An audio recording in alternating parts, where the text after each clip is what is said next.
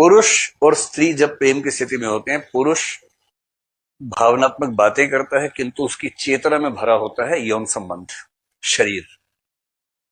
ये पुरुषों की सामान्य समस्या नहीं है, सामान्य प्रवृत्ति है, क्योंकि उनको प्रकृति ने ऐसा ही बनाया है। उनका टेस्टोस्टेरोन हार्मोन इतना हावी रहता है कि उनको ज्यादा वही समझ में आता है, भावना, विचार, वो सब भी समझ में आते हैं, पर वो उतना इंटेंस नहीं होते उनके जीवन में।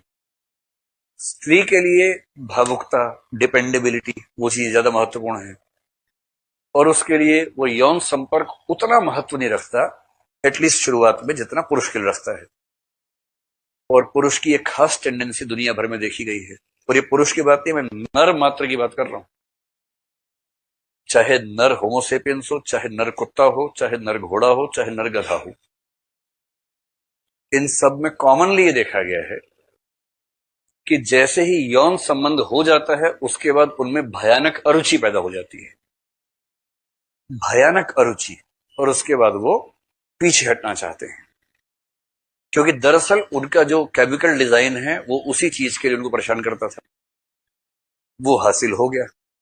अब उनकी रुचि कम हो गई। ये हो सकता है कि रुचि का कम होना एक दिन में ना हो, 6 महीने में हो, 2 महीने में हो, 1 साल में हो, लेकिन बड़ा स्वाभाविक रूप से होने लगता है।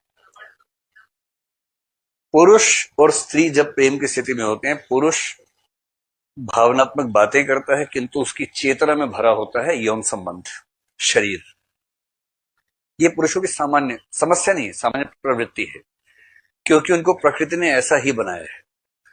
उनका टेस्टोस्टेरोन हार्मोन इतना हावी रहता है कि उनको ज्यादा वही समझ में आता है, भावना, विचार, वो सब भी समझ में आते हैं, पर वो उतना इंटेंस नहीं होते उनके जीवन में।